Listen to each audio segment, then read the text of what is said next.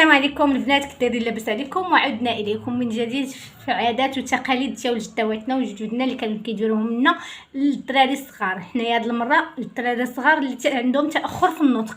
بالنسبه للوليدات الصغار اللي عندهم تاخر في النطق، كما كتعرفوا حنايا من العادات والتقاليد ديالنا بزاف ديال الحوايج. يعني هادشي ديال العادات والتقاليد راه بحر والعوامه قلال يعني بحر ان الانسان انه يعرف العادات والتقاليد حاجه زوينه بزاف بزاف بزاف اللي كيشاركوها معنا جداواتنا وجدودنا.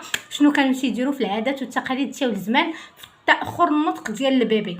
منين كيكون عندك تاخر النطق في عند وليدك ولا بنيتك، غنعطيكم شي حويجات اللي كنديروهم من العادات والتقاليد واللي داروهم لنا جداواتنا.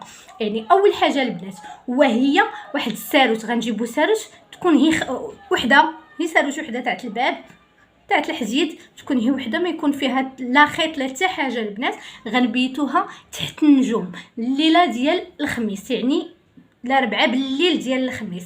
يعني دابا الاربعاء اليوم الاربعاء، غدا الخميس غنبيتوها اليوم بالليل. يعني بالليل غادي تبات في النجوم حتى الصباح. امتى الصباح؟ قبل ما يصبح الصباح البنات غنجيبوها غنعطيوها غنحطوها للبيبي في فمو وغادي ندوروها 7 ديال المرات. غدورها 7 المرات للجهه اليمنيه، يعني بحال هذا الشكل. غدوزو الساروت هكا 7 ديال المرات حدا فم البيبي، يعني في وسط فم البيبي 7 ديال المرات غادي دوزوها. 7 ديال المرات غتبقاو دوزوها للجهه اليمنيه. هذه من العادات والتقاليد، هذه اول حاجه. ثاني حاجه البنات، او تخلي الفلالس بالنسبه للبنات اللي ما عندهم سطاح، ما عندهمش فين يحطوا الساروت. عندك الفلالس، عندك شي حد في العائله عنده فليلسات، غتجيبي غتمشي ولا مشيتي للباديه ولا شي لعبه عندهم الفليلسات، غتجيبي واحد 2 فليلسات وغتخليهم يزويو حدا لسان داك الوليد حدا فمو. غتهزي الفليسات بحال هكا وغيبقاو عرفتي الفلاسه ما كيسكتوش هكاك. البيبي ديالك ما باقيش غادي يسكت، غتولي تبغيه غير يسكت، ما باقيش غادي يسكت لك. هذه ثاني حاجه من العادات والتقاليد ديال جداواتنا. ثالث حاجه البنات هو اللسان ديال الحولي. 7 اللسانات ديال الحولي، طبعا ماشي كاملين غادا نعطيوهم اليوم المهم اللسان ديال الحولي في العيد الكبير. العيد الكبير بزاف الناس يعني كيذبحوا. نتوما في العائله الجيران غطلبي لهم اللسان ديال الحولي شويه، هي قريضه قريضه قريضه غياكل 7. غتخلطي ليه من 7 ديال اللسان ديال الحولي، 7 ديال اللسانات ديالهم، وكل واحد غياكل منه طريف طريف طريف وغادي يولي يهضر ما باقيش غادي يسكت لك. المهم ما عرفتش شحال عديت معكم، واش 1 ولا 2 ولا 3 والله ما عقلت. المهم ثاني حاجه هو الماء ديال العصفور اللي هو الطوير.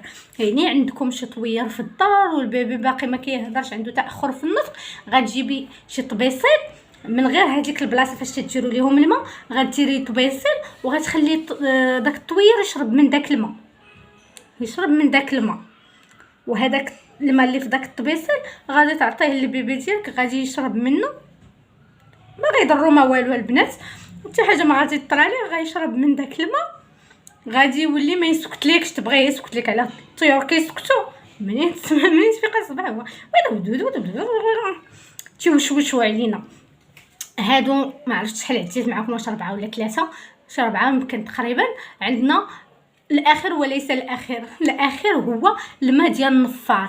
شنو هو الماء ديال النفار؟ غتقولوا لي الماء ديال النفار شنو هو؟ النفار هو هذاك اللي كيكون البنات تيكون غير مره في العام. هذا النفار يعني في رمضان غديروا هذه القضيه، هي في رمضان اللي غادي تكون هذه القضيه ديال النفار. النفار هو اللي كيدور في رمضان، نطلبوا الله تيولي يبغي يفطر عندك ولا تيبغي شي صدقه، تيهز ديك الزوايه وتيبقى يزوي فيها.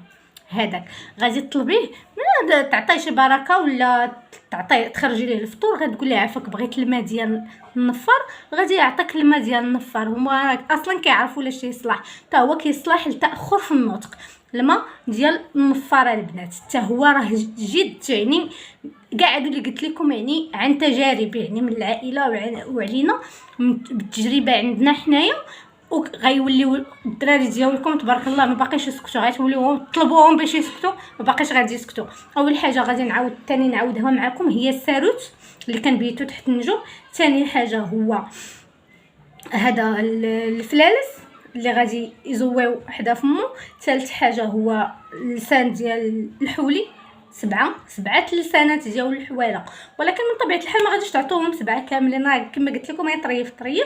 والرابع واحد الساروت، العصفور، هذا الفلاس، لسان الحولي، العصفور، الماء ديال العصفور او الطيور، او الماء ديال النفار. هي 5 ديال الحوايج اللي عطاتكم اليوم عن تجارب والعادات والتقاليد ديال الوليدات ديالنا باش يولي عندهم النطق، اللي عندهم تاخر في النطق. اما اللي باقي ما نطقش خليوه يا اختي، يلا تسرحوا مزيان يلا ترتاحوا، حيت نهار يهضروا ما باقيش تحبسيهم، ما باقيش تسكتوا ليك، اللهم خليهم بيناتنا.